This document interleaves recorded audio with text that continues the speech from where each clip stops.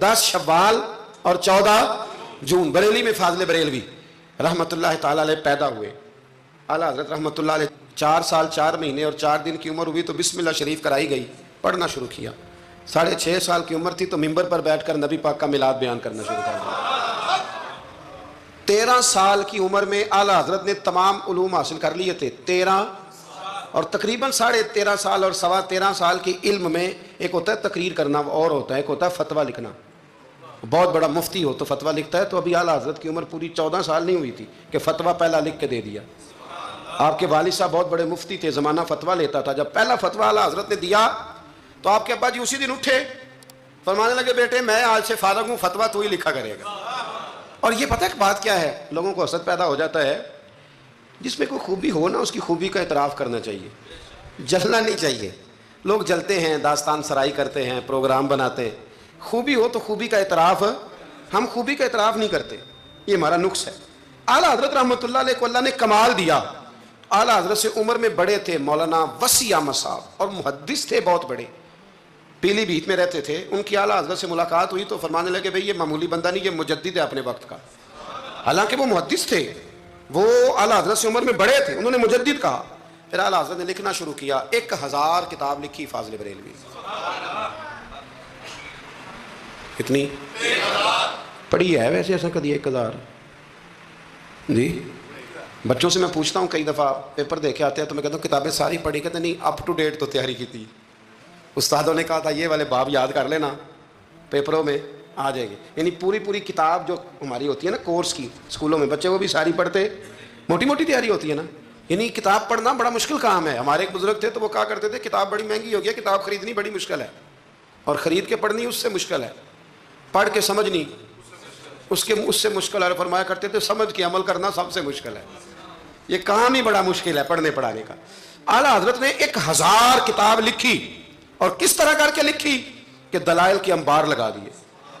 एक हवाला नहीं दिया। कई ऐसी जगह है जहां आला हज़रत रहमतुल्लाह ने एक बात का 100 हवाला पेश किया है। इतना कमाल अल्लाह ने अता किया। आप हज करने गए हुए थे और सबसे बड़ा आपका मौजू है नबी पाक की शान बयान करना, हुजूर की अजमत पर लिखना बड़ा मौजू है।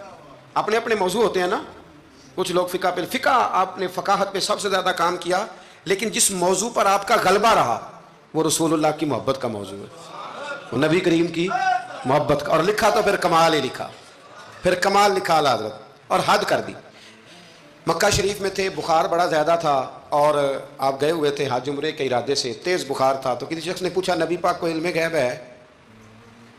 2 घंटे में इल्म गैब पर इतनी मोटी किताब दर्ज फरमा दी, 2 घंटे में, और कोई लाइब्रेरी नहीं, कोई हवाला नहीं।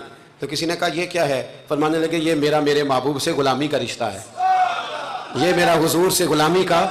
तुम पूछते जाओ, मैं हुजूर की शानें बताता जाऊँगा, मैं नबी पाक के तज़किरे करता जाऊँ। और फिर तारीफ़ें किस किस की? हुजूर की औलाद की, असहाब की, नबी पाक के गुलामों की, वलियों की, सूफिया की। इल्म बड़ा तगड़ा अल्लाह ने दिया। किसी ने पूछा तयम्मुम किस मिट्टी से जायज़ है? तो मिट्टी की 80 किस्में बयान कर दी, मिट्टी की 80 किस्में। फरमाने लगे मिट्टी एक जैसी नहीं होती, एक मिट्टी ज़मीन पे पड़ी होती है, कपड़े पे पड़ी होती है। कपड़े एक जैसे नहीं होते, एक सूती होता है, एक रेशमी होता है। एक के अंदर मिट्टी जज़ब होती है, एक में जज़ब नहीं होती है। एक से धोने से जल्दी निकल जाती है, एक से जल्दी नहीं निकलती। 80 किस्में बता के फरमाया इससे हो जाता है, इससे नहीं होता, इससे हो जाता है, इससे।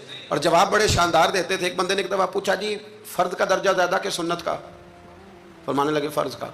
तो कहने लगे फिर सीधा मुँह धोया करें। आप वज़ू में पहले हाथ धोते हैं, फिर कुली करते हैं, फिर नाक में पानी डालते हैं। तो मुँह फ़र्ज़ तो मुँह धोना है पहले, हाथ धोना भी वज़ू में सुन्नत है, नाक में पानी डालना भी सुन्नत है, कुली करना भी।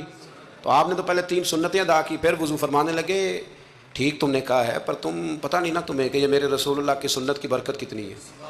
शरीयत हुक्म देती है कि पानी मोतदिल होना चाहिए वज़ू करने के लिए, ना ज़्यादा ठंडा हो ना ज़्यादा गर्म हो। ज़्यादा गर्म हो तो मुँह जल जाता है। और शरीयत हुक्म देती है कि पानी बद जायका नहीं होना चाहिए, और हुक्म देती है कि बदबू वाला नहीं होना चाहिए। फरमाया इसलिए हमारे नबी ने पहले हमें 3 सुन्नतें दी कि टूटी के नीचे ना हाथ करके देख लो पानी ज़्यादा गर्म तो नहीं, और कहीं मुँह ना जला लेना। और फिर हमारे नबी ने हमें सुन्नत दे के बताया कि मुँह में डाल के देख लो बद जायका तो नहीं। फिर का नाक में डाल के देख लो कि इससे बू तो नहीं आती। فرمایا مصطفیٰ نے کہا میری 3 سنتیں ادا کر کے اب چہرے پہ پانی ڈالو گے تو فرض ادا کرنے کا مزہ آ جائے گا.